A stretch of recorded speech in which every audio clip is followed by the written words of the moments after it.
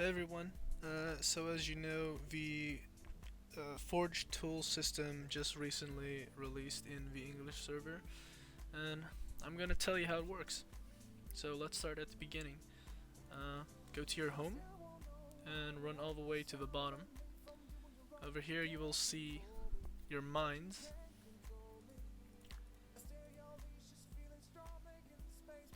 You'll start out with just one, but as you develop your mine, you'll start to open multiple ones. As you can see, there's a maximum of 4, and the maximum level you can reach is level 5. Now, you click your mine, and you won't have this at the beginning. Your mine will be empty. You click on it, and it'll ask you to set up a team to defend your mine. Now, other players can come over and attack your mine, and possibly loot some of your resources. This team will be played on auto, so keep that in mind. So, there we go. Let's loot all my mines. As you can see, at level 5 you get a ton of resources. There's iron, copper, I believe this is silver and gold. Set up my 4 teams to defend here.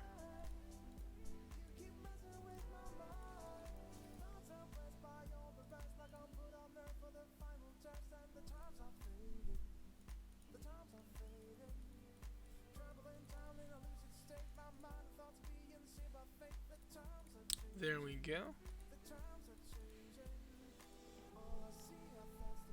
Now that's it for setting up the defense of your mines. You'll have a plunder logo here and a activity logo. The activity button basically tells you what happened in the last period, how much ores you got, if you got attacked by anyone. So once you click plunder, it's gonna load you into a random mine of a player of similar level to you or similar power. It'll ask you to take your ninjas into battle. It's basically exactly like Matsuri. Just pick who you're gonna take to battle, or survival trial even.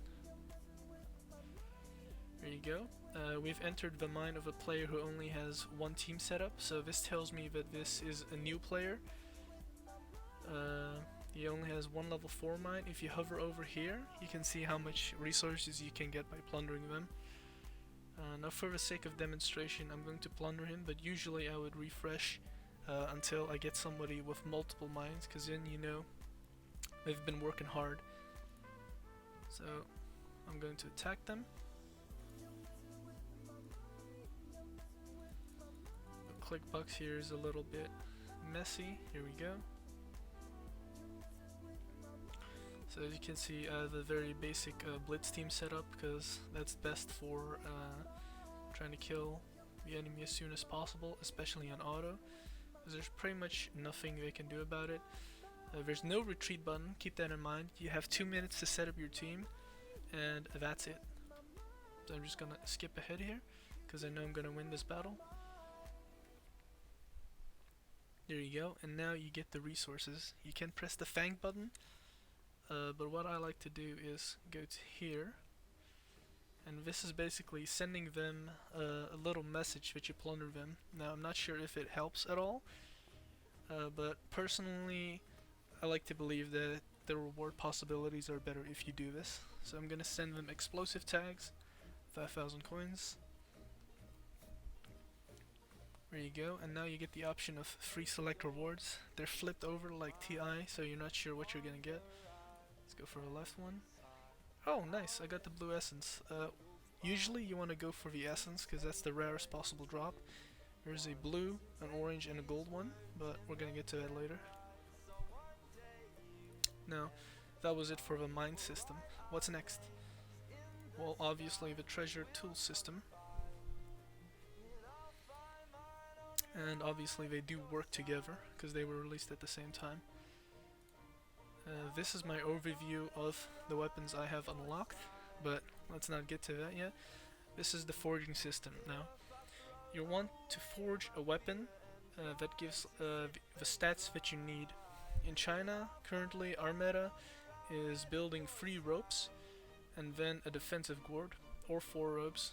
I'm talking a real endgame here, like 200k plus power. Basically do whatever you want. whatever you feel like, except the sword. The sword is a bit frowned upon because of the stats it gives. If I hop over to the English version real quick,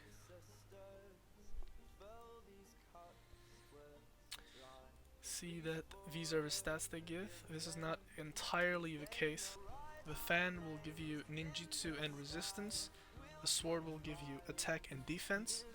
The rope will give you health and resist. And the gourd will give you health and defense. So don't believe what this says. This is what the stats actually are going to be. So once you've created a weapon, let's create a gourd. Let's click this button and you'll use 50 iron ore and 50,000 coins. Let's go, and it's completely RNG what quality it's going to be. There's a B rank, an A rank, and an S rank. As you can see, I've got an S rank. To guarantee an A rank or higher, you can buy this item right here. This will cost you 170 coupons in this version, and that will basically guarantee you an A rank item. I recommend at the start creating 4 A rank items and just paying the small coupon price. You know, it's no big deal because you can recycle them anyway at the end. This is the leveling part. As you can see, I have quite a few tools saved up. The maximum level currently is 75, and all my 4 main tools are level 75. And as you can see, the ores that you need to level the item scale drastically. So if I take my level 1 sword here and I pour some coins in it and iron ore, just keep going until it asks for more. 9, 10, 11, 12, 13.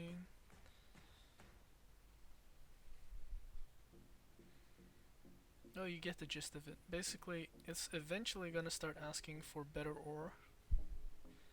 You can see at the top, this left is what the stats currently are, and right what the stats are going to be. And if that little message pops up, it means that the trait can be improved.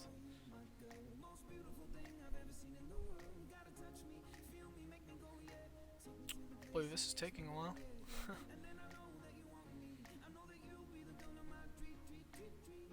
There you go. Now it asks for the next level of ore, basically. Over here we have the scroll system. Once your items are level 75 and you have an S rank, you will have 3 of these slots. Basically, the color indicates the power of the trait. You can see all of them are red because all of them are max level.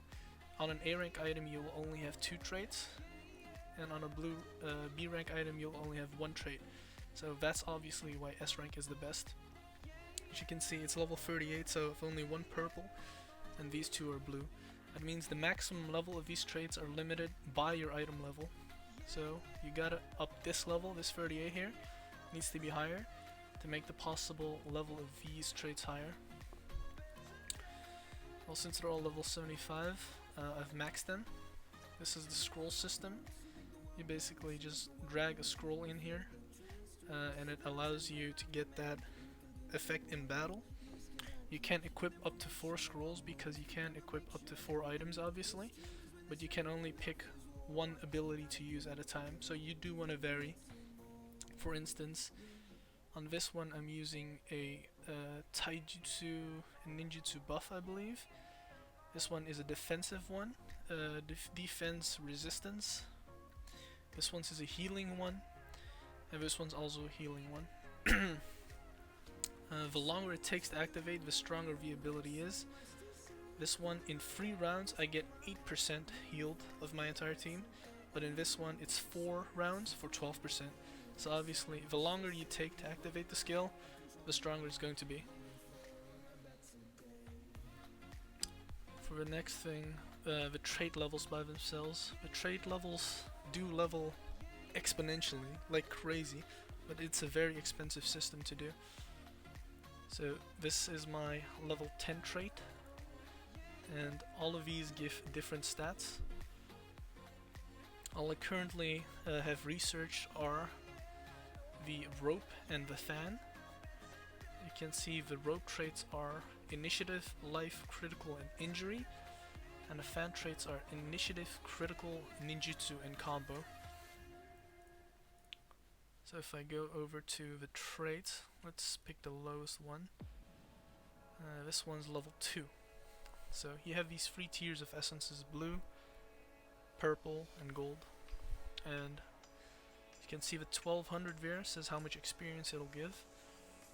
This is 80 experience, and this is 8 experience. So you dump these orbs into here, and it'll level up the trait, and you'll get more stats. So for example, this is 47. If I level this up by putting 4 blue essences in here, I'll go from 47 to 82 initiative. And this does scale like crazy, because that's only a level 2 trait, but if I go over here, this is my level 10 trait. You can see I get 595 initiative from this one single trait. And if I go to the item, I get a bonus of 1000 initiative, so this is a really good system to power up. One important thing to mention is that all the orbs you spend into your trade levels, all the orbs you spend into these 3 orbs, when you recycle the item, you do get everything you spend back. Over here you can see your B rank items. These are trash, you can just dismantle them and you get like a small amount of iron ore back. So let me just dismantle all of these. As soon as you have your 4 primary S rank weapons forged, there's pretty much no need to keep your low rank items anymore. I'm gonna keep these A rank just for fun.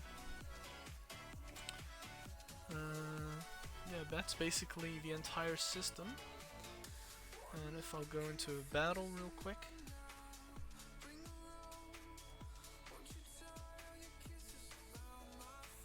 As you can see, the battle is going to start, and we're going to be a number of icons here above my hotbar. And these are the skills you can pick to activate during your battle. So let's say I activate Lightning Mystery, and I know I need more power in 4 rounds.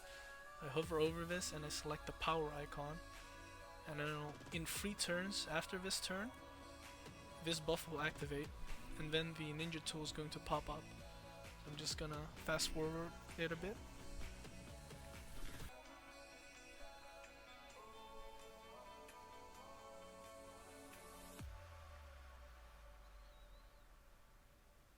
And there you go, the fan pops up and your team receives the buff, and that's basically how the entire system works.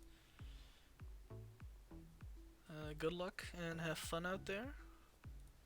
For my own personal recommendations regarding the tool, I believe the global, aka the English version, is a bit behind. So for you it's fine to go something like a fan, 2 ropes, and a gourd. Would put the gourd on your main character, unless your character is the offensive character. In case of a blitzer, then you could use something like a sword and 3 ropes in your team. That's it. Good luck and have fun.